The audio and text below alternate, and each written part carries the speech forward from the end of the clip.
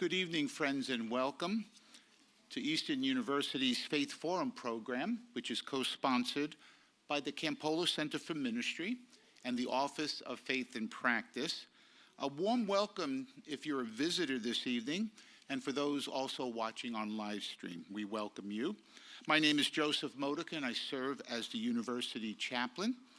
I would like to thank our good friends and colleagues of the Campolo Center for Ministry, Robert Gauthier, the Executive Director, Reverend Jane Filkin, Director of Leadership Development and Spiritual Formation, and Anne-Marie Goldstein for their cheerful and generous collaboration. It's been wonderful working with them. Some of you may know that the Campolo Center was nearly begun 10 years ago to continue the legacy of Professor Emeritus, writer and speaker Dr. Tony Campola and his wife Peggy. We are so delighted this evening to have author, blogger, and conference speaker Sarah Bessey, who will be introduced by one of my colleagues in the Office of Faith and Practice, Megan Aceto, who is the Director of Student Ministries and Service Learning, after an opening prayer. Sarah will then address us for a few minutes, followed by a panel discussion with three of our students about her new book, Field Notes for the Wilderness, which can be purchased in the lobby after the program. If you haven't gotten a copy, a terrific book. I highly recommend it. The students will be introduced by another colleague of the Office of Faith and Practice, Mackenzie Bancroft, who serves as our administrative assistant. And then Mackenzie will then facilitate a Q&A. And hopefully everyone got this QR code, Slido, where you can prepare a question if you'd like. QR codes are relatively new to me, but I hear that they work. So if you'd like to have a question, because we will have time for Q&A. Our goal is to end tonight's program no later than 8:30 p.m. So just to let you know our time frame. Join me in prayer this evening as we begin. Our intelligent God, we are grateful that you send to us people who write books and make us think. We are thankful for Sarah Bessey's presence with us this evening, for her gifts of writing and speaking. Continue to inspire her to put words to paper so that we can expand our thinking about you and how then we live in this world. We're also thankful for our students who have read Sarah's book deeply and are eager to have a conversation with her. May we all be people committed to the renewing of our minds by reading your word and reading of other people's words, like Sarah's, so we can learn robustly, live expectantly, laugh joyfully, and love lavishly. We pray all these things in the name of the Father, and of the Son, and of the Holy Spirit. Amen.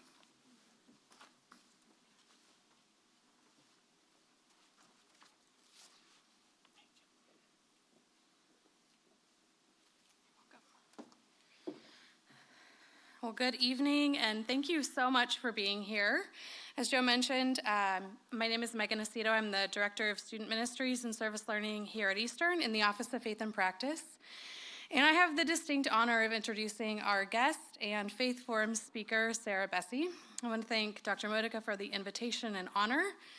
And again, echo our thanks to the Campolo Center for their collaboration and partnership, and to the Baugh Family Foundation for their generous contributions, which allow us to bring such incredible people like Sarah to the Eastern community. Let me give you the about Sarah. First things first, and most importantly, today is her birthday. So happy birthday, Sarah. We're so delighted that you chose to spend this day with us. We're really grateful. Sarah is a native Canadian, and despite living in Oklahoma, Texas, and British Columbia, she and her family, which sounds like the best kind of beautiful and brutal chaos that I've ever heard of, have returned to Calgary, Alberta, Canada, and call it home. Sarah is the author of several best-selling books, including Jesus Feminist, Out of Sorts, Making Peace with an Evolving Faith, Miracles and Other Reasonable Things, A Rhythm of Prayer, a collection of meditations for renewal, and her newest book, which we are here to talk about tonight, Field Notes for the Wilderness, Practices for an Evolving Faith. I'm sensing a theme. Sarah was the co-host of the Evolving Faith podcast, which I recently discovered interviewed one of my friends and colleagues, the author R. Eric Thomas. So that was delightful. So therefore, I fully endorse it, obviously. Would have anyway. And as one of the co-founders of the Evolving Faith community, along with Jim Chaffee and the late Rachel Held Evans, who also graced us with her presence here at Eastern in 2015. Sarah, I hope that by some mystery of the cosmos and the faith, and the presence of our ever-loving God, I hope that you can sense Rachel's spirit with her tonight, as I do. What I've appreciated about Sarah's work is her ability to be bitingly honest and a soft place to land. When I listened to her speak last night about the 3 words in Luke 24 that broke her heart, we had hoped, to proceed, we had hoped he, being Jesus, was the one who was going to redeem Israel, aka we had hoped he was the one who was going to fix it all, to shore up our faith, to make it all right. I saw reflected in Sarah my own questions, yearning for God, doubt, and hope. The struggle is real, y'all, and it's not a struggle that I carry on my own, or that any of us carry on our own. Sarah's bio on her website is lovely, but my favorite part is where she lists under her good to know section that she was once called an evil leftist menace to the gospel, but forgot to get it printed on her business cards. I really aspire to this level of compliment.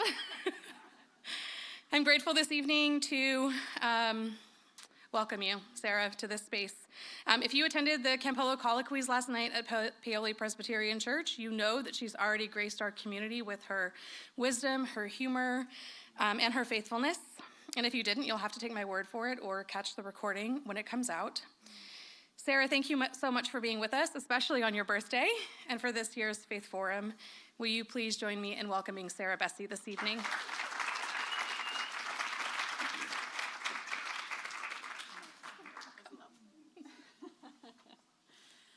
All right, happy birthday to me. Oh my, I shouldn't be trusted with stationary microphones. I come from a Pentecostal charismatic background, and so this feels like being anchored.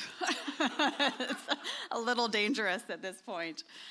Well, it is such a joy to be here with you all this evening and to spend some time together, and I promise to behave better tonight than I did last night. I will just blame all of Pete Enz's influence on anything that went awry. You can send all notes to Joe at Eastern University. I also wanted just to offer a thanks to the Campolo Center and to Robert and Jane and Joe and Mackenzie and Megan and the whole team here. I don't travel a whole lot and speak very much any longer. I'm not really sure who decided that just because you knew how to write a book and use words that way, that it meant you knew how to use words in front of people. Usually most of us who are writers got that way because we much prefer being pseudo-hermit bookworms. And so it can sometimes be a little bit of a difficult thing to come out and to meet people and to, kind of crawl, just kind of put yourself out there. And a lot of times it goes wonderfully. We won't mention the other times. And then other times you find a community of people who already feel like friends. And that is how the Campolo Center has felt for me this week. A lot of people ask me, why are you away from home on your birthday, and why did those things happen? And honestly, it's been really a delight and a real joy to spend time with a new community of friends. So thank you for that. I also wanted to, maybe share a little bit about the book before we have a chance to chat with our students. And then I wanted to do a little bit of a reading from the first chapter. It was the first time, actually, that they allowed me to record the audiobook for my own book, the idea being that perhaps my accent was too distracting for most people, which is fair, as more than one person who has listened to the book has come up to me shrieking, again, again, again, again, because they're quite excited and they want to hear me actually say it. So I have been writing and leading. I don't know if leading is quite the right word, maybe stumbling forward faithfully is a better phrasing, in this lane of evolving faith for more than 10 years now. And a lot has changed in that decade for a lot of us. and in our communal landscapes. And so in this book, I was really wanting to kind of write down all of the practices and the postures, even within the guided journal, some of the questions and the practices that I actually did, let alone some of the prayers that served me well during those seasons of a faith shift. I envisioned a lot of you kind of sitting down almost at this metaphorical table with me, bringing your own stories and your own experiences, your own hurts, your own hopes, and what would I want to say to you in that moment.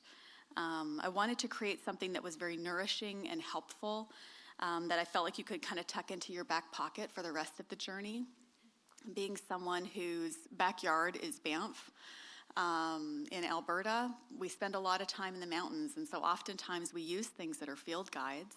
They are not very long or informal. They often have this sense of like companionship to them, where it's less about here's 7 steps to what you want to do as much as it is kind of something you can fold up and beat up and mark up and put your own notes in and carry along while you're kind of on that journey. And so I think that was my hope, is that that could be that sort of book for you if you found yourself in the wilderness, but also one that you would then hopefully be able to kind of pass along to a friend who you saw at that threshold for the wilderness.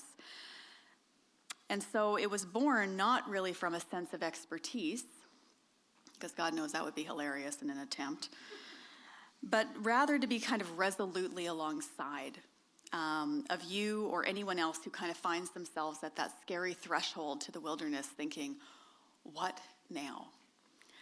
And so I gathered up everything that I have learned the hard way in those pages. And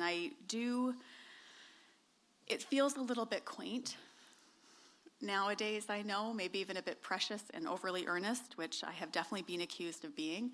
But I take people's trust in me really seriously. And I feel a very strong duty of care.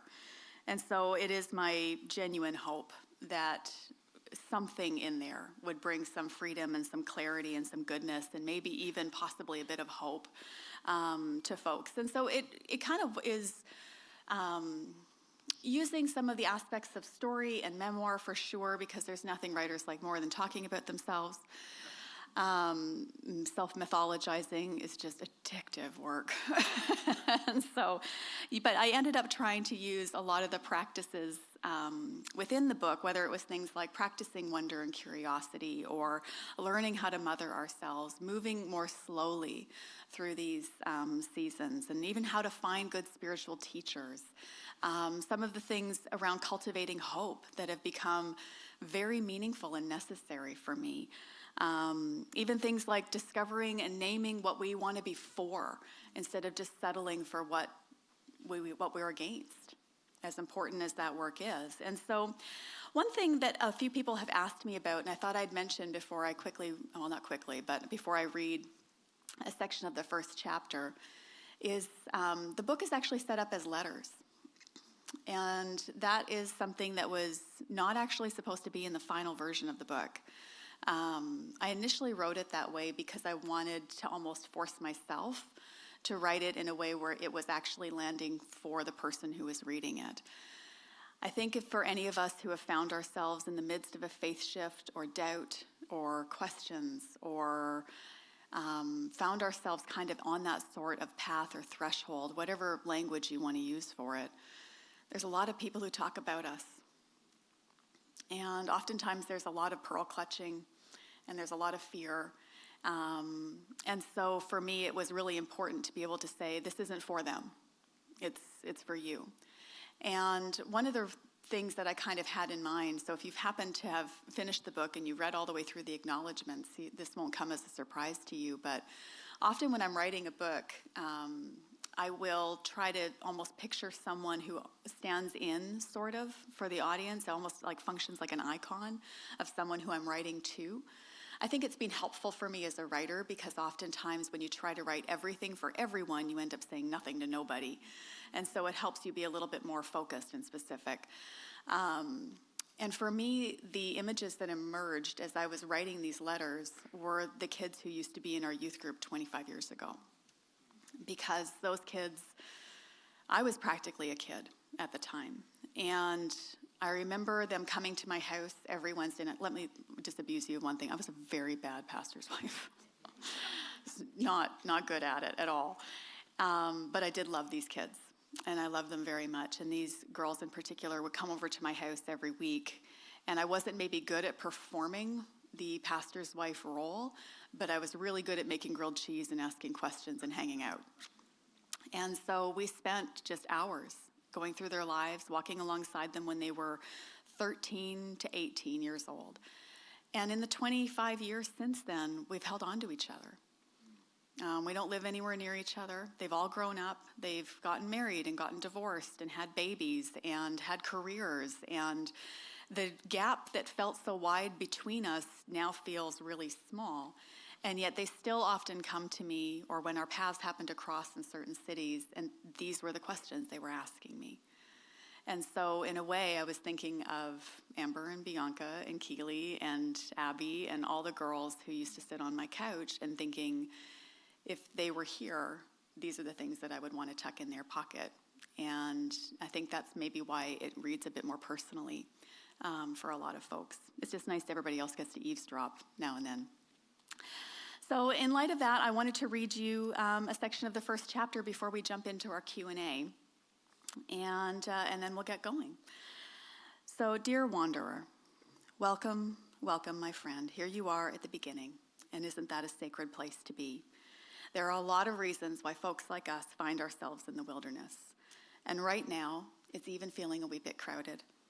We are in the midst of a shift in the church that has resulted in many of us here outside the city gates, exhausted and scared, sad and angry, and yet just a little bit relieved.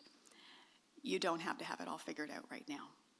You are not required to have all the answers that you seek when you aren't even quite sure of all your own questions just yet. You certainly don't need to know where you will end up by the end of this experience, but being willing to begin takes great courage, especially when your heart is a bit battered and broken and when your story hasn't worked out the way that you thought it would. I have loved the metaphor of the wilderness for many years now, and it just seems to fit with what I understand about the world and my place in it. And so if the city is a metaphor for certainty and belonging, then the wilderness is our place for questions and for our truth. And I think you wouldn't have picked up this book or walked in this auditorium if you didn't understand the wilderness in some way. If you hadn't found yourself here, out beyond the city gates on your own, or maybe with a little ragtag group of companions. The wilderness can be a strange, disorienting, lonely place for a soul. I know this. It can be filled with danger and loss, but along the way we do find each other. We come across little clearings like this, where we can spread our quilt for a while and sit around the fire. And I don't know what compelled you to embark on this journey. Some of us, like myself, very consciously found ourselves leaving the city and entering the wilderness because of our questions and our doubts and our but what about moments. I think it's worth noting that I'm writing and even talking to you now as someone who was kind of made for that city of certainty and belonging. I'm a nice, straight, white lady with kids. And so the city usually loves women like me. And when I left the city gates, there was an element of choice to that. But for a lot of us, we never belonged in the city. Maybe it's because of our sexuality or our gender identity. Maybe it's because we're not neurotypical. Maybe because of how we were raised or how we look or how our body works or how we move through the world. The city tends to value conformity. They usually confuse that with belonging. And so for people like me, it's an actual possibility to do that, right up until it isn't. But for a lot of us, conformity isn't even possible, and so the city is never our home, which I think is pretty important to name. But the wilderness has then been your primary address for as long as you can remember, and so you have a lot to teach me. You know, about 20 years ago, just after that time in youth ministry, my husband and I were driving through Arizona, and we were not quite halfway between our old life in South Texas and our new life back home in Canada. We were towing a Seen Better Days U-Haul trailer stuffed with our worldly goods.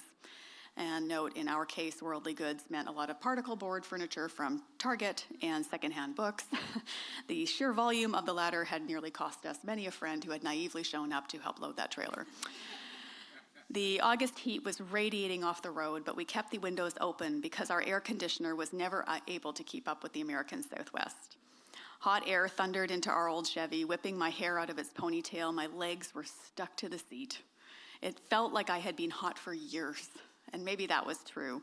This Canadian gal had never quite managed to acclimate to the temperature there properly. The years that we spent in South Texas had been a bittersweet roller coaster with beauty and sorrow, devastation and joy. The only constant was my inability to handle the heat well. Brian had just resigned from pastoral ministry, and we were limping home to Canada to reimagine our future, more than a little brokenhearted and burned out. Once idealistic, I had become cynical about fog machines and voter guides. Brian was the one to leave his Jesus-y job behind, but I was the one who was losing my faith altogether. And we were still grieving our latest miscarriage, questioning many of our experiences in full-time vocational ministry at the megachurch and the ways that we were taught or expected to be in the world. And everything I knew about God had become a gigantic question mark, and everything I thought I knew about Christians had just become this howl of betrayal and frustration. The sky was blue, the horizon endless, and our pain immense. We talked, fine, I ranted, all the way across the red desert. My soul was as parched for water as the landscape around us. God had once felt as near as my breath, and now there was only space. When we stopped for gas and lunch, I opened the car door and stepped onto the shimmering pavement, a river of perspiration snaking down my spine. It was new to me that you could sweat down your spine. I'm so sick of being hot, I complained, tipping my head back in exhaustion. Have you ever considered that you're not having a spiritual crisis and perhaps you've just been overheated for many, many years? Asked my husband, mildly taking his life in his hands. I threw an empty water bottle at him and he laughed. So as Brian pumped the gas, I bought water and hopefully only a day-old sandwiches from the gas station store. We had parked to the side of the station, and then we kind of followed this crumbling signs pointing to a picnic table that was in this clump of scrubby trees along a ditch. I think I was maybe desperate for shade, to be honest. And we continued our conversation from the car. I feel like I'm wandering in a desert, I said, gesturing at the landscape around us. Listen, I am never one to not love a metaphor, even when it is literally in my face. I'm not who I used to be, and I'm not sure where I'm going either. There isn't much out here for my soul, but a lot of space, and it's scary. It's like everything I was has disappeared, and it feels like God has disappeared. That's fine. Brian was unbothered. I figure God meets us in those places of space more than when we are pretending to have it all figured out, or cram our souls full of our own opinions and certainties. I'm not worried. But I was. My fears weren't unfounded. I knew how it went. The systems that we were a part of operated best when we all knew our lines and paid attention to our cues. If someone stepped out of line, the response was swift and often merciless. If you weren't in, you were very, very out. And if you were on the outs, you didn't just lose your church, you lost your friends, your community, and in our case, even our source of income. The margin for error felt small because it was. And I worried that Brian and I stood not only to lose our vocation and our calling and the path of life that we had prepared ourselves for years, including our community and our friends. I was worried we were going to lose each other. I worried that if I got it wrong, that if I got God wrong, the consequences would be spectacular and maybe even eternal. I worried that church was an adventure and missing the point, and yet I yearned for it. As much as I was angry at it. I worried that God was angry at me. I worried that I was going to lose my faith, the thing I was clinging to with white knuckles by now. I had always loved Jesus. Was I losing Jesus? I worried that I was going to lose my family and my friends, my understanding of the world. I was scared of my own anger and my grief, terrified of what I knew and begging myself not to know it. Every answer I had memorized became inadequate.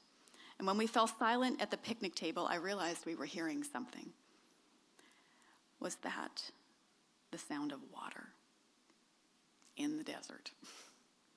Our eyes met and we stood up, turning towards the sound. We walked to the ridge behind our picnic table and peered down what we had initially thought was just a crevasse. There were trees beneath us, and their tops were at our feet. It was a hillside leading to a small, bright creek running at the bottom.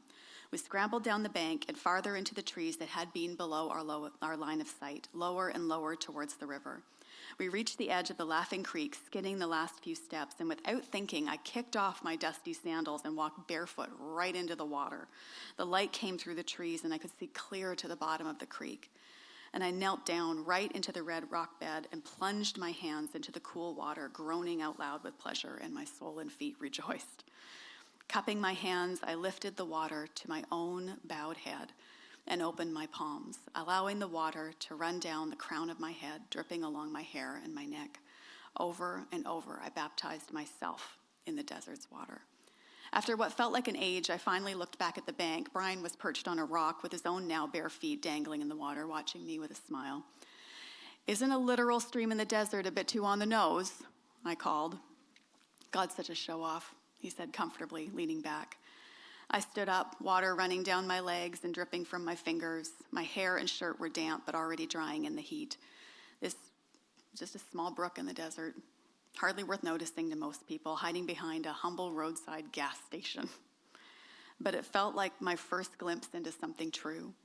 I had thought God was absent from me, but it turned out that a desert is not an absence of God. This journey was an invitation to a new path of intimacy and depth and growth and evolution. The wilderness was not something for me to fear. God was already here making a way. And when the old sacred spaces have become desecrated and we find ourselves questioning whether we'll find home again, I believe homemade baptisms are awaiting us in the wilderness. In the early 2000s, deconstruction was a distinctly lonely experience. I got online around that time or a few years later, but I didn't really find community until the mid to late aughts. And conversations about biblical literalism and atonement theory were happening in academic and seminary settings, but not kind of in our regular old churches. And so there was a lot of that panic from the folks around me as I questioned and pushed back and flailed and raged. My experience didn't feel as thoughtful and methodical as the word deconstruction implies. It felt like kicking down every edifice I ever built for God and dancing on the ashes of old fires. It felt like flying and like falling, sometimes at the same moment. In faith spaces, deconstruction is one of those words that's almost ceased to have much meaning beyond what the person using the word implies. And so at the most basic level, we begin our life of faith in a mode of construction, which means we're building our beliefs and our foundations of life. And then deconstruction then implies that there comes a time when we begin to pull at that faith structure apart to see what's underneath it. Sometimes this leads to a reconstruction of belief, resulting in a stronger, more robust faith. But sometimes it leads to deconversion altogether. And sometimes it leads us back where we began after all. I've seen people talk about deconstruction like it's the devil's own work and an excuse to sin. And others talk about it like it's the apex possibility of faith, like only really serious and thoughtful people deconstruct. There are those who see this as foregone conclusion, as a loss of faith, some as a deepening of it. To some of us, it's a threat. Others, it's a risk, an act of faith, maybe the proverbial slippery slope we were warned about. And it's all of that and none of that. But it's gotten to the point where a lot of us, I do know, kind of cringe when we hear the word deconstruction because there's so much misunderstanding and misrepresentation for those of us who have engaged in this hard work. I don't really mind the term deconstruction very much. I figure whatever language helps you feel seen and affirmed or serves you during this process is yours to discover or embrace or bless or even reject. A lot of folks prefer reimagining or renovation or reformation or even faith shift. I see a lot of the benefits and the limits of each one of them. I've used them all myself now and then, and we'll probably even use a lot of them tonight. I've just always really liked the word evolving.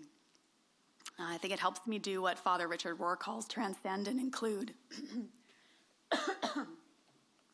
To transcend and include my faith experiences both before that season and after. As my dear friend Rachel Held Evans used to say, an evolving faith is simply a faith that's adapted in order to survive. And yet, the word deconstruction kind of does imply this one and done experience to me. It implies to me that the wilderness is just like this brisk walk, quickly solved and resolved. It almost feels like a linear journey that's filled with tips and tricks and guides, coaches, navigable maps. Seems like an event. But an evolving faith, to me, an evolving faith is never simply about deconstruction. It's proven to me to be about the questions and the curiosity, the ongoing reckoning of a robust and honest faith. An evolving faith brings new ideas and ancient paths together. It's about rebuilding and reimagining a faith that works not only for ourselves, but also for the whole wide, messy, beautiful world. And for me, this has proven to be deeply centered in the good news of Jesus. It's being sacramental and ecumenical, embodied, generous, spirit-filled, truthful, and rooted in the unconditional, never-ending love of God. It has not been a linear experience of one and done and dusted. An evolving faith is a resilient and stubborn form of faithfulness that is well acquainted with the presence of God in our loneliest places and with our deepest questions. And an evolving faith has room for all the paths that you might navigate. Anyone who gets to the end of their life with the exact same beliefs and opinions they had at the beginning is probably doing it wrong. Because if we do not change and evolve over our lifetime, I have to wonder if we are paying attention to the invitation of the Holy Spirit that is your life. So that is a short excerpt from chapter 1. If I can, with this book, spare people a few of the ditches that I've fallen into, rather spectacularly and inelegantly, sometimes publicly, and help people spot some of the beauty and the joy and the goodness and healing, well, I think that's kind of the dream. So this book is actually really dear to my heart. It feels like more than 12 or 15 years worth of work kind of gathered together. I really love writing books for you all. And I have a lot of hope that it'll make people feel a little bit less alone. And if nothing else, maybe it will convince a few people of how loved they are and how courageous they are and how right on time and headed in the right direction and not alone they are, which is atrocious grammar, but you all know what I mean. I hope that it becomes a shepherd for people's curiosity and sets a rich table for their questions and offers tools to begin to cultivate what we are all craving right now and provides a blessing for what was, even as we leave it behind. So I am so excited to now also be in conversation. So Mackenzie, did you want to come and introduce our lovely students?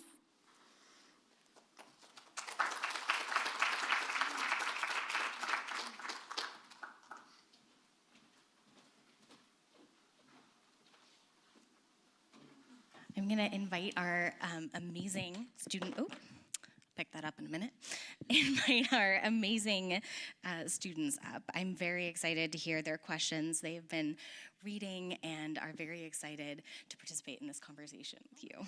So our first student is Jen Lisowski. Jen is an MDiv student at Palmer Theological Seminary, graduating in May. She's from Downingtown and serves full-time at Hopewell United Methodist Church as the director of lay ministries and the director of the Well Community Center. So if you could join me in welcoming Jen. Thank you.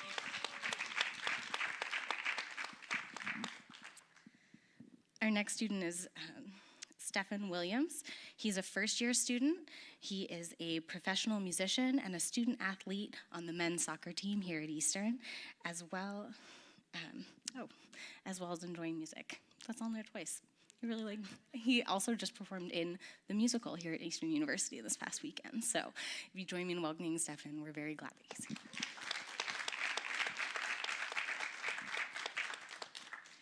And finally, we're very excited to have Alice Van Eman. She's from Mechanicsburg, Pennsylvania, and is a sophomore studying psychology, and her vocational aspiration is to use dance as a form of therapy and provide care for underprivileged children.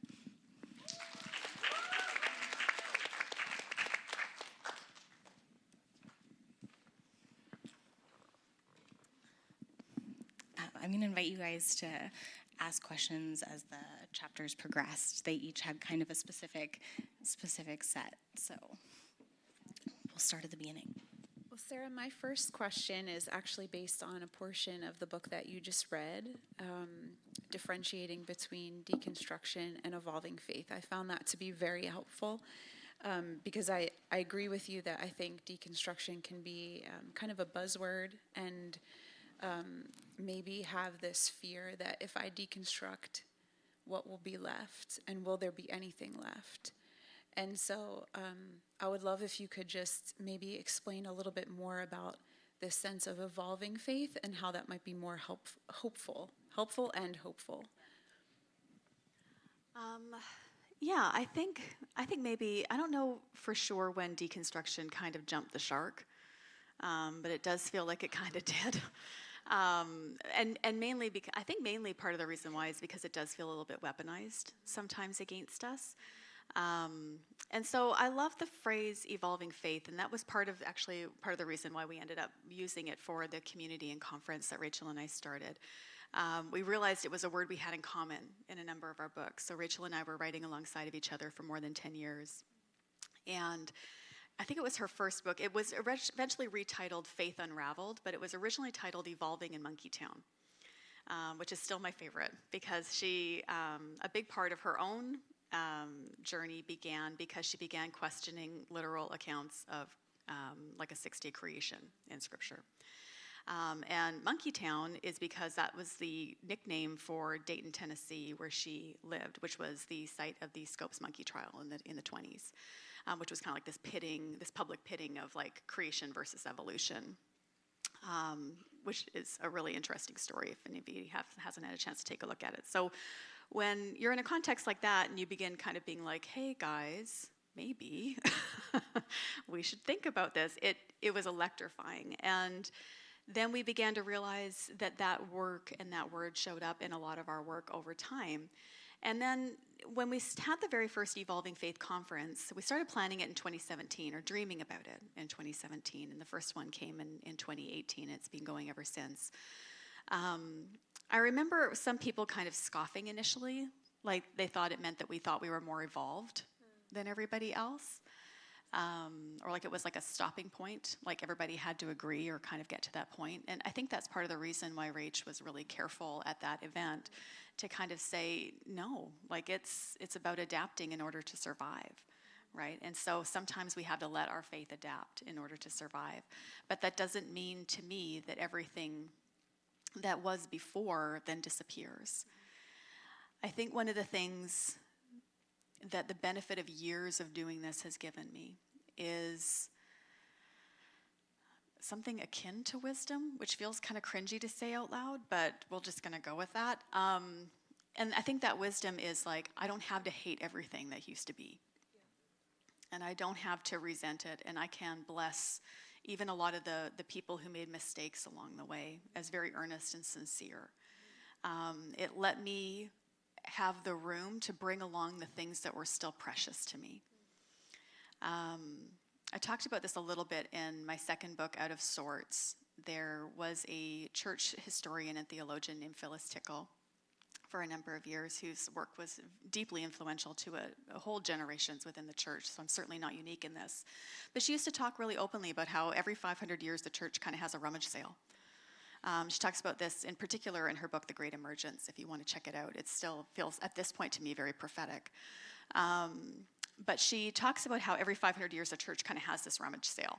You know, Great Schism, Great Reformation. And so we're kind of right on time, right, for what that work is. And it can take, 100 years sometimes for the dust to really settle. And when she used the phrase rummage sale, she meant like, you were figuring out the things we got to toss. We're figuring out the things we want to keep. We're figuring out the things that are precious to us. We're figuring out what are some of the things that we thought were junk that turned out to be priceless treasures, right? And so that work can take a lot of time, and it is a hot mess when it is happening. And that's kind of the moment in time that we're in. And that larger kind of 30,000-foot perspective, to me, really informed a lot of the ideas I had around evolving faith to say, I don't want to toss everything because I'm still really grateful for a lot of the gifts. Even if maybe there were some things that I would change, there's certainly a lot of things I would do differently now. I know my parents say the same thing, and a lot of the faith communities where I came of age and grew up, most of us, if we have an ounce of self-awareness, will be like, well, that was messed up. Remember the 80s, So I think that's kind of part of it. I think that's maybe part of the invitation that I felt was maybe a little bit of that sense of wanting to still hold on to things that were precious while being able to call and name out things that were garbage and toxic and harmful or damaging. and also have room for all the things that I'll think that about 20 years from now that I'm now so ardently preaching. So, does that make sense? Okay. Can you explain your, like the story and metaphor you used about your husband, like remodeling kitchens? I found that very Yeah. helpful. Oh, yeah, no, for sure. So Brian, after leaving ministry, went on the tools and started over in a whole new industry, and he particularly worked in restoration. Brian's always loved working with his hands, always loved, building and carpentry and that sort of thing, so it was kind of a natural fit for him. But he initially got his start in home restoration, which is a lot of the work around like fires and floods and the occasional crime scene, which is a whole thing. But anyway, one of the things that used to just drive him crazy was around this idea of like a lot of the television shows that became really popular around like demo day, when they would show like people just kind of like wildly going into like these older homes and just like swinging sledgehammers and pulling down walls and pulling out cabinets and checking things. And it just like was physically painful for him to watch, because he's like, there's asbestos in this house. And I know that they don't have regulations where you are, but, and so it would just drive him crazy to watch, perfectly fine cabinets that maybe were a bit dated just getting yanked out and destroyed instead of like carefully removed and repurposed and used, or trying to save as much character and beauty in places that existed already, let alone some of the things that were toxic that you were then igniting because of what you were doing. And so as I watched him kind of like cringe at all of that, first of all, it was a really good difference in how him and I both approached our deconstruction experiences, because I was definitely the demo day gal. I was the burn it down, like this is fine with me, I will sling sledgehammers all day long while howling. Whereas he was much more methodical and much more peaceful and much calmer and much more thoughtful about it. Surprisingly, his did not cut as much of a swath of destruction as mine did. And so that was, I think, one of the invitations I began to see in how Brian and his team work, that deconstruction doesn't always have to equal disaster, that you can also approach it very thoughtfully and methodically and carefully with an eye on restoration as opposed to destruction. And that was helpful. I should have learned a few things. I did not. I kind of have a question about deconstruction. Do you think that everybody should spend time in the wilderness? Because if we want to evolve in our faith, should we be staying in the same place? Because if you say, how if you're out of your comfort zone, you grow. So if your comfort zone is this one church and this one community, this one family, should everybody disperse from that and go into the wilderness and find a new faith? That's a great question. Here's the thing. I think most of us do it even if we're not always aware of it. And there aren't too many people that I encounter at most points in their life who haven't had this experience of going, I don't know about that. It isn't always as pull the whole house down for everybody, but I do think it requires a lot of courage, but also honesty to embark on that. I always hesitate to be super prescriptive for other people, or to say that necessarily my experience has to be everybody's experience. I don't think that's true one single bit. I do think that it's a very normal and very expected stage of spiritual formation that we've almost put into like this little corner and acted like it is a shock. When the truth is that people have been talking about this process of spiritual formation for decades.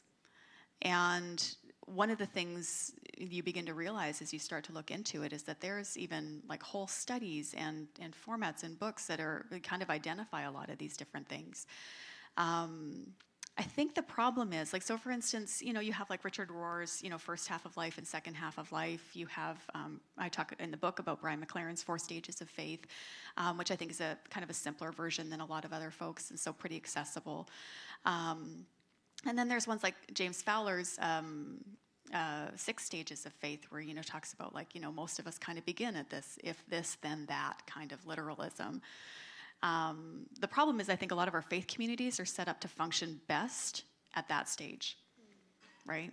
And so that's where sometimes you can end up feeling like you are losing your community or you're losing your place. It's because the whole system is kind of structured and set up for that very literal, if this, then that. This is right, this is wrong. These are the bad guys, we are the good guys. This is the right things to believe, these are not.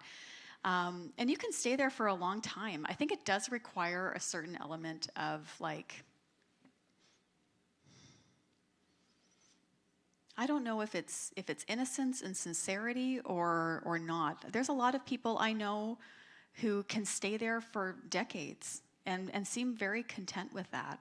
But then oftentimes when you start kind of digging under the surface, you realize they've kind of had their own quiet revolutions along the way, even if they've remained in the same communities. And I think that's actually really beautiful. There are people I know who are 13 who have wanted to throw a sledgehammer at the church. There are a lot of people that I encounter who are 75 and saying, move over, it's my turn. And so I think that it does kind of depend. I think that oftentimes the invitations may be very unique to each one of us. It may not always feel like the wilderness. It may not always feel like deconstruction. But I think most of us, if we are on a path of spiritual formation, we are going to be receiving invitations to evolve and change and shift and adapt. I think especially as we are following Jesus, because, man, that guy messes things up, right? So that invitation really came to me in seminary in a lot of ways. I was in a systematic theology class in which our professor said, this semester we're going to kind of tear everything apart and look at it and then do the work of putting it back together. So find one thing that you can hold on to, because this is going to be a wild ride. And it was. But for me, what I held on to was Jesus. And so I loved what you were writing about in your book at that one point, that you found that you saw Jesus in a different way, in a beautiful way, and really loved what you saw. And I'm wondering if you can describe that experience for you. I love that, Jen. I'm so glad that was your experience. And God bless the professors that pulled the rug out from underneath us. One of the things that happened for me, I had the realization, a lot of the experience that I had and what kind of pushed me over the threshold feel very similar to the moment in time that we're in right now. This would have been late 90s, early 2000s. I know it is upsetting to me when I learned this week how many of you were not alive at that time. Just fine. But I remember just feeling like it was like this thicket of things. It was everything from a lot of my questions and issues around how women's stories and experiences were in the church, around my longing for justice and yet lack of conversation around that. It was political. It was global, right? Because 9/11 had just happened, and I was really bothered by a lot of the thirst for revenge that I saw in a lot of the churches that I was a part of. I came out of the charismatic movement. The prosperity gospel. I had a lot of critiques about money and how we talked about money and how we, it felt like exploitation and greed, And so I think that some of the things that I realized really quickly, probably within the first few years of undergoing this experience was like, listen, I don't even want to call myself a Christian anymore because this is bonkers. The label didn't even feel like it fit me anymore, because to me it lumped me in with a lot of beliefs and ideas and practices which I just felt like I couldn't endorse any longer. And so I began to call myself a follower of Jesus. It's the same thing, but it felt different in my head. And sometimes we need the space of that. But I had this moment, it was almost like adorable to me now at this point, but I had this moment of being like, well, if I call myself a follower of Jesus, I should probably figure out what that guy's about. And I think because I had the realization, there was a man who was writing on the internet at the time. His name was Michael Spencer, and he was known as the internet monk. This is ages and ages ago, on the very dawn of the internet. And he used to call it that we were really good at churchianity and not at Christianity. And I remember that really stuck in my craw, because I was like, I think I'm really good at the churchianity part. I don't think I actually know a whole lot about Christianity. I could tell you a lot of things that Paul thought, you know. I'm going to tell you why I get called Jezebel often. But I don't know that I really knew who Jesus was. And so that, became kind of the invitation, honestly, Jen, like where it was like, and again, because I'm Protestant, of course I go to the Bible, and because I'm charismatic, it's going to be sloppy and experiential and personal. And so I started off with reading scripture. And I remember like getting in the Gospels and just being like, well, I'm just going to read these till I figure out who this guy is and if this is the thing I want to do. I was amazed at how much I didn't know for someone who had come to faith as a child. How many stories about Jesus that had been explained away or almost felt like neutered. I was surprised how often I didn't understand Jesus. And even sometimes how I kind of got a little bit angry where I was like, what are you doing, bud? Like, this is wild. And so beginning to dig into those things and learn more about them, to start to study scripture, to get really curious about theology, and to really start to want to understand who the person of Jesus was. But I had this moment that I remember so clearly of sitting at our kitchen table, and I was reading I think it was the Sermon on the Mount, Luke 6. And Brian was in the kitchen. He was washing some of the veggies from the garden. And I remember reading this, and it was, very famous passage that a lot of us would know, even if maybe we don't know what the titles are, like, blessed are the merciful, blessed are the meek, blessed are the peacemakers. And I remember almost like slamming my Bible shut and being like furious, like just feeling like I'd been ripped off. Because I was like, and I remember Brian kind of jumping because I did actually slam the Bible. I'm nothing if not a little overdramatic at times. Hyperbolic, even, I've heard in Amazon reviews. But there was this moment of being like, I did feel ripped off. And I was like, I would have followed this guy, I said to him. If I would have followed this guy, like this, I understand why people dropped their nets and chased after him. I understand why empires wanted to murder him. I understand why this is not a thing you get over. If I would have known about this, I would have wanted to stick around. And that kind of started a lot of the rebuilding for me, I think, from that point on, of saying there's still something really beautiful and precious here in the midst of all of this. I wonder if I can part the weeds of my own tradition, as well as all the baggage of the church altogether, and the moment in time in which we find ourselves to say, I think there's something worth hanging on to here and someone worth following. But yeah, that was part of it. Thank you so much, Jen. Steph, what are some questions you have? My next question is not so much about the section I was assigned, but more so about the entire book itself, which is, do you ever fear that you will be too late to coming to God or coming to Jesus? For example, I did not grow up going to church a lot, but after coming to Eastern, I've started discovering faith very slowly, but I'm getting there. And I get scared that I'm being dramatic like you, but I get scared that I may not wake up tomorrow and I don't know who God is and I don't know who Jesus is. And I found comfort in your words. A lot of times in the book, you reiterate that I am in the right place, but I don't know what God's plan is for me. And if it is that I'm not on this earth next week and I don't know God next week, do I get into heaven? Thank you for that, Stefan. I love this. You're right. You are right. You're right on time. I don't think that there's any part of you that needs to be anxious. You're so held by the love of God.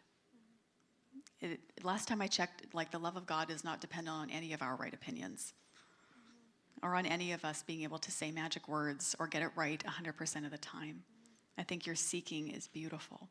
And I think your openness and your heart means that God is already at work. There's this beautiful passage in 1 Corinthians where they're talking about what the love of God is like. And it's often read at weddings, which I find a little weird. But I know for me, in the moments when I was afraid like that, of getting it wrong, that it was a real exhale for me to remember that the love of God is kind and patient even towards me. And that there is no record of wrongs. And that there is this eternal, never-ending love in which we are always held. And I think that there's endless invitations to discover that more deeply. But no, I don't think there's any part of you that needs to be panicky or anxious when it comes to the love and the knowledge and the goodness of God. And even just from my own experience, my parents, being from Canada, the context in which I grew up, we didn't know any Christians. We didn't have any background whatsoever religiously. It wasn't even my parents' generation that were the last ones in church. It was like not even my grandparents' generation. It was like my great-grandparents' generation were the last ones. We didn't know anybody who was talking about anything to do with, it didn't register. It wasn't part of our lives. We were very post-Christian context. And so when my parents came to faith, they were in their 30s, and I remember every minute of it. And we grew up together in faith. And there was something really beautiful about that because they chose it. Because it was theirs. And then even in all these years since, in the 35 years since then, I was about 10 when that happened, we've been able to grow up together. And now my parents are in their 70s, and they're still growing and changing and learning and excited, and none of us ever really feel like we've got the market cornered on truth. If someone thinks that, then, I think that's just kind of a dangerous place to be. I think it's your curiosity and your wonder, your sense of longing and hopefulness. I think God blesses that, and I think it's beautiful. I really appreciate you sharing that with all of us tonight. I have a question that is not related to this topic, but in the chapter that you talk about finding good teachers, you mention that through this search of good teachers, we should look at their fruit and use that to help us discern. So you say, if we are looking for good fruit, we also need to look at who benefits. That's why we need to ask ourselves if the good news is actually good news for everyone. And just before that, you had mentioned the claim that we will not be able to move forward in honesty and wholeness and flourishing without reorienting the center of God's geography from the dominant, majority, powerful ones, to the ones sidelined, marginalized, and ignored. So could you dive deeper into this idea and help us to understand how we can better reorient God's geography?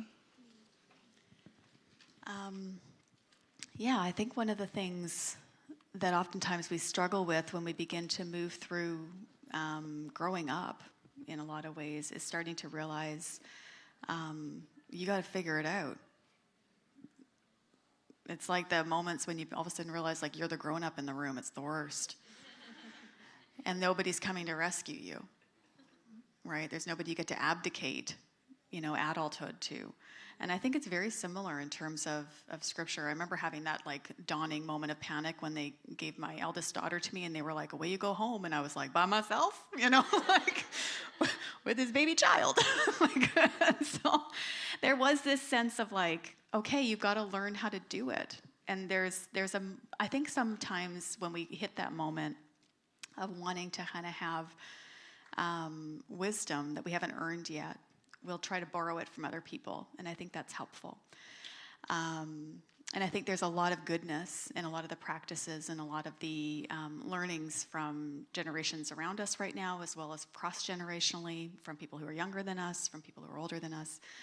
But I think one of the things that began to kind of really mess with me was realizing so a lot of the work that I have done over the last 15 years has been actually located in Haiti, and specifically with a women's maternity home.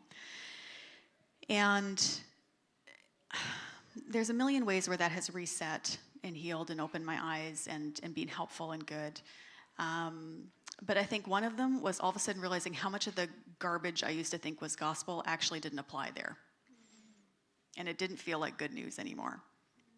And if it couldn't be true for a pregnant woman in Haiti who was working to try to hang on to her house, then I don't know if this is actually good news. It has to be good news in Port-au-Prince if it's good to be good news in Calgary, right? And then I think as well, one of the things that was, I think, part of my initial, I don't know if work or ministry is the right word, pot stirring, is because it happened on the internet. You know, there's not really any other time, I think, in history where a person like me would be up on a stage like this. I mean, we talked about this the other night. Like, when would some happy, clappy mom from Western Canada, why would anybody care what she has to say about church and scripture and, you know, how we move through our faith? Like, the answer is never. Never would anybody care about anything that I had to say.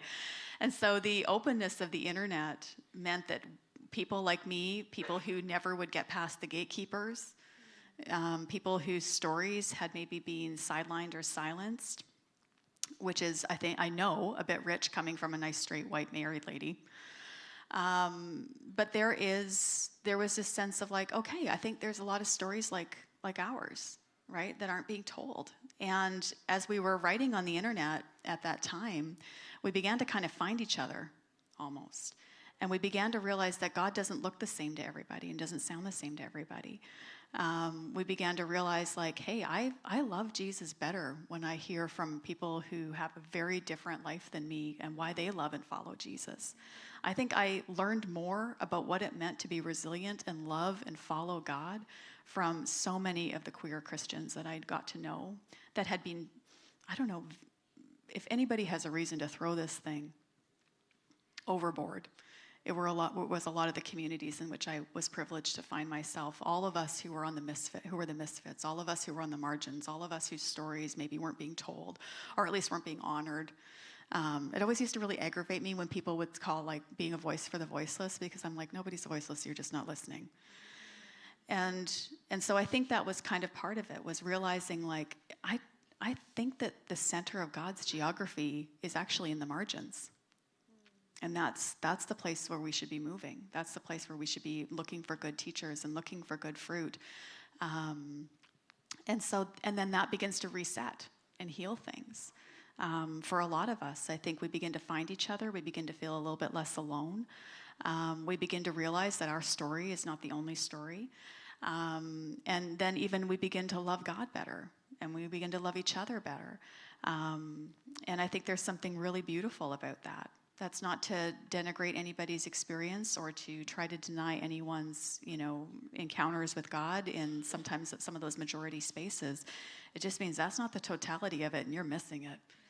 You're missing it if you think that's the case.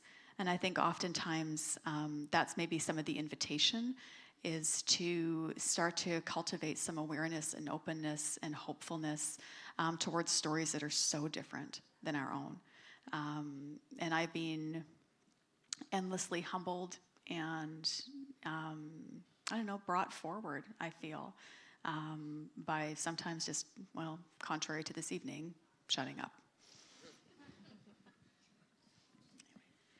So during spring break, just a few weeks ago, I was very thankful to be a part of civil rights pilgrimage with the Campolo Center. And we were visiting sites, memorials, significant to the civil rights movement in Alabama and Georgia. And I came back with a lot of grief and anger. And I really appreciated then your section on lament and grief and how do we process that related to the church. So a lot of my grief and anger was related to the role of the church in causing harm and the way it continues to cause harm. And so I'm curious for you, I love this idea of reclaiming rituals to help us process that. I'm curious for you, what ritual has been most meaningful to you? Yeah, that was a big one for me, I think, because of the background that I came up in, being part of the prosperity gospel, word of faith, charismatic church, which has some roots in Pentecostalism, just very overrealized. And the idea of blessing and making room for lament or rage or sadness or basically any non-joyful human emotion was completely foreign to people. Like you were never getting sick. You were coming down with a healing, right? And it's cute that some of you think I'm kidding. So this idea of like, you're allowed to name things that are garbage. You're allowed to call things what they are. You're allowed to lament and have this sense of communal grief and rage and longing, and that can sometimes be the holiest response that you could possibly have. And so some of the things for someone like me who's maybe not as acquainted with how to do that well, let alone communally, this is where working with a spiritual director has been really helpful for me, because it turns out those people are terrible and you should be careful. They will always make sure your heart gets opened up and you have to actually deal with your crap. It's the worst. And so one of the things that she ended up, that we've worked through for years now, is learning how to kind of almost develop rituals or moments and blessings for some of these very normal things. And I mean, for instance, one thing that I remember we had to do that began, it was in a season, a very deep and intense season of grief, and a lot of loss, a lot of recalibration in my health, but also in relationships. We lost our church. A friend of mine lost her son, and then a very, very close friend of mine died very publicly, and there was a lot to shepherd through all of that. And what she had me do was put like this little like empty, I don't know if like, like a jam jar, like, when you're done with your jam, and then you just kind of rinse it out, and then you put it in your pantry because it feels like you shouldn't throw that out. It's like a MacBook box. And so she would have me go and get a jam jar and put it with like a little bowl of salt next to it and a spoon. And she said, anytime you start to feel yourself trying to not be sad, or these things start to come up, I want you just to take some salt and put it in the water. And slowly I turned fresh water into salt water, just over time. And every time these moments would happen, it became this ritual of letting myself remember that God holds all of our tears, and that none of these things are wasted. There's this, beautiful passage in Scripture that talks about that all these things are being held by God. And so for me, not feeling like those things needed to be erased or skipped over, and every time that I would do that, it would almost force me to pause and bless my own grief, bless my own longing, bless my anger, and be able to sit with that, over and over. And it seems like such a small thing, but it helped reteach me that it was okay, and that God was present in that, and that it was good to grieve. There's, we talk a lot in the book about a lot of different rituals that people can begin to explore, and I think sometimes this is where you can play and you can be in community, but you can also let yourself discover the things that are actually meaningful to you, or the things that would help you out. I had one friend who lost her marriage. And so one of her rituals and one of the moments that she did was actually to like take her wedding dress, go to the lake with her friends, and then like walk into the water wearing her dress, and then strip it off and leave it and walk back out on her own feet in her own clothes. We went back later and got the dress out because nobody wants to litter, even for a metaphor. And we pulled it out, but it was so powerful to be a part of, even though it sounds kind of odd when you say it out loud, and yet it was incredibly sacred. And you can kind of create these rituals or create these moments. I think that's why things like community vigils and protest and showing up and marching together, like these things matter so deeply. Maybe even not as much, we hope they change things, but if nothing else, it means that we're not forgetting that we're human, and we're in this together, and we're going to grieve together and notice these things and hold each other's grief well together. Thank you guys so much for your thoughtful questions and participating. We're going to take just a few questions that some people have asked. One of the ones that got voted to the top, which is something you can do in Slido, is what advice would you have for parents trying to guide their children while they themselves are wandering through their own wilderness? Yes, I'm an expert. I have 4 children, including 3 teenagers, so they would tell you I'm so good at this. I think there's a lot of things that I've learned the hard way in raising our 4 kids, while still being often in the center, especially when my kids were little. And now they're older, and it's there's been a lot of things kind of along the way. I think one of the best things that has been helpful for me is to not assign my own religious baggage to my kids and to answer the questions they actually are asking. I think some of the other things that I did maybe at the time didn't make a whole lot of sense to me or even to the people around us. Like I remember getting this little, my eldest daughter was like, I think like 2 or 3. She was very, very sensitive little soul. Still is to this day. And I remember we got like this children's Bible, and we start reading this little children's Bible, and we hit like the story of Noah's Ark, and both of us are bawling our eyes out. She's like, what happened to all the people? And I'm like, I don't know, so we're not going to do this anymore. And so sure enough, I like took a break from the kids' Bible for, a good while, right? And so it was just like we decided to kind of center on the things that we wanted to be for, not just the things that I wanted to be against. We wanted to create pathways for them to engage in what we believed, what was maybe even necessarily, I think especially in the moments when I wasn't even sure what I believed, I would just choose to engage with what I hoped was true about God. And then look for ways for us to have those conversations and to have a whole lot of room for a lot of those things. I try really hard not to ever turn my kids into content. And which is hard because they're just a content factory. They're fantastic. They're so smart. A couple of my kids are neurodivergent, and we just have the absolute best conversations. But watching them now at this stage, as their faith is becoming their own, and as they're finding their own little communities of friends, and they're exploring things, it has been incredibly beautiful to me. I remember I think it was my 13-year-old at the time, came to me, and she was like, I don't know, it was something how it came up that, there was a church that wouldn't have women who preach. And she was like, that's bonkers, and then, they would hear like about somebody who was just saying like, oh, well, they don't think that gay people should be able to get married or serve in ministry. And the look of absolute horror, because like she had never heard that before in her life. And so I think that there is something really beautiful about giving our kids a path that feels, hopeful and healing and good, while not trying to fix them from wounds they don't have. Does that make sense? Like I was almost trying to like preemptively stop the wounds that I had or the questions I had when those weren't even the things they were asking, because that wasn't their story.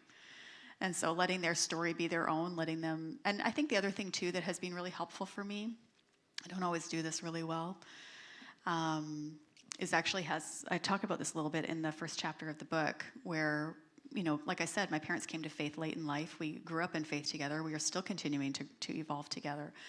And I remember my dad saying to me when I was kind of in that white-hot center of losing everything, of him coming to me and saying, I'm not afraid for you. And at the moment, I was surrounded by so many people who were afraid for me. And were very careful to make sure that I knew that they thought I was going to hell. Which that's another story for another time for all the reasons why I think that that's garbage. But one of the things that he said is, I'm not afraid for you.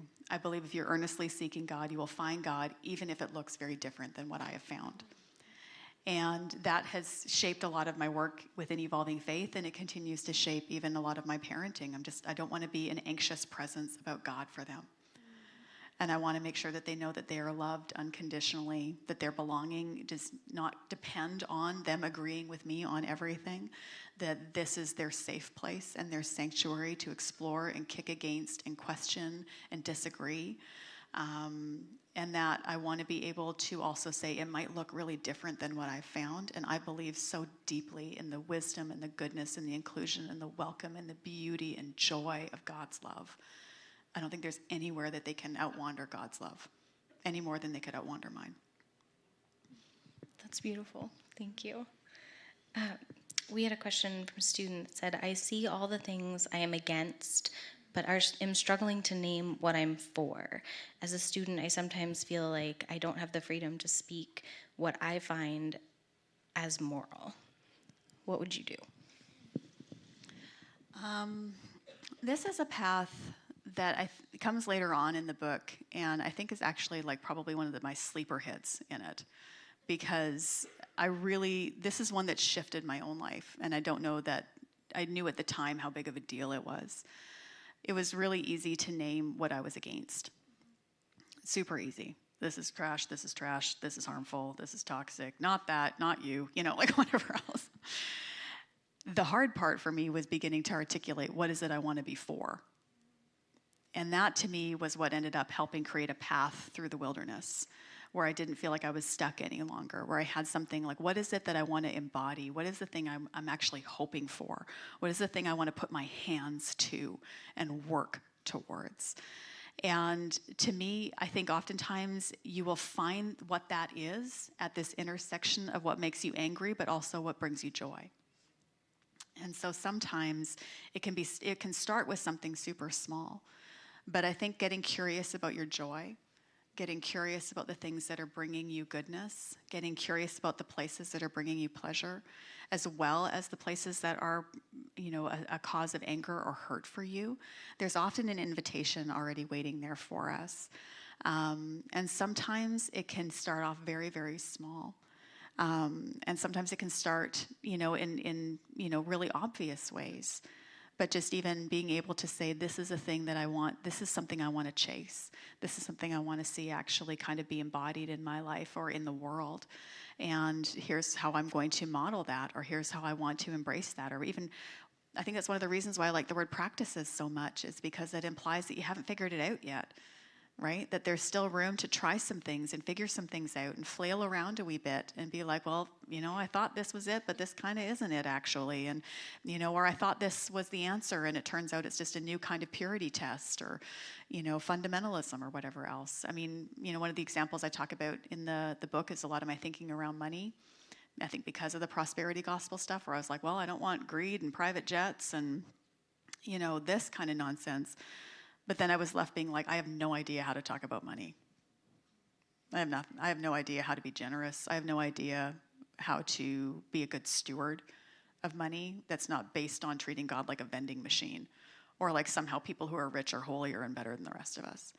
And so beginning to kind of like almost rethink that and look at places where I was seeing good habits with money, good people with money, where I was seeing healthy practices, where I was seeing wise stewardship, and really like gobsmacking generosity that wasn't based on getting anything back. I was like, oh, okay, that's a thing that I want to be for that.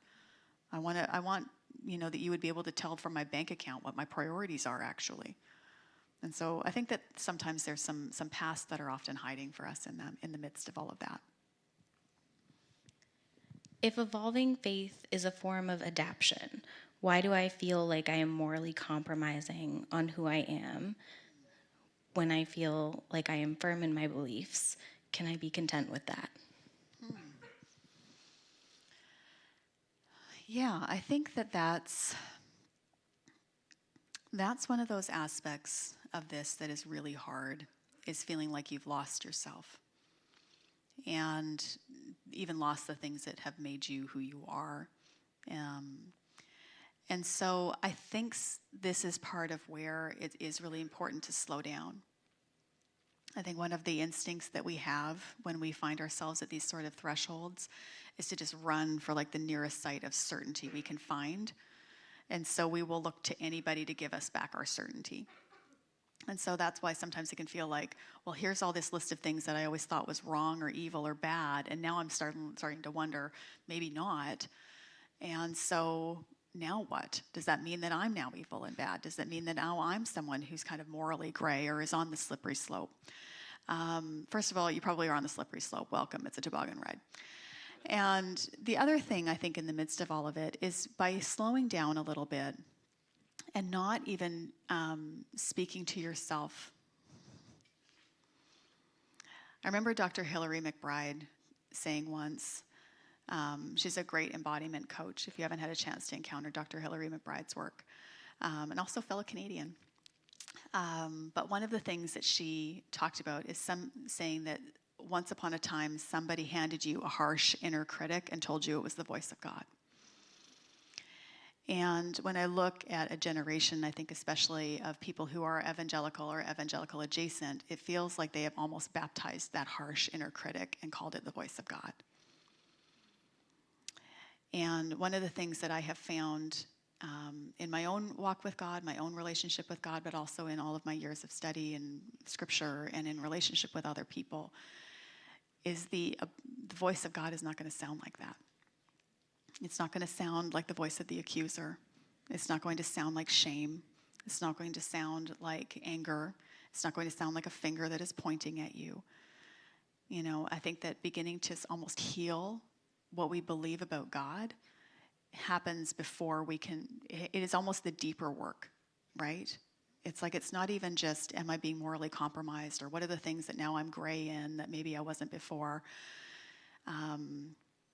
You're not even moving from black and white to gray as much as you are almost like that, you know, moment in The Wizard of Oz where they move from black and white and gray into like that full color. That's actually what's happening. And so I think that the initial invitation here then is to heal what you believe about the love of God towards you, and to begin to understand that God is a good mother, a very good mother, and that there is no place you can wander away from that, and that there's a place of safety and goodness and acceptance and even exploration and joy and growing up within all of that, that I think is really beautiful and nourishing for all of us. Where does beauty belong in the church? God shows and demonstrates constant forms of some universal forces, such as love,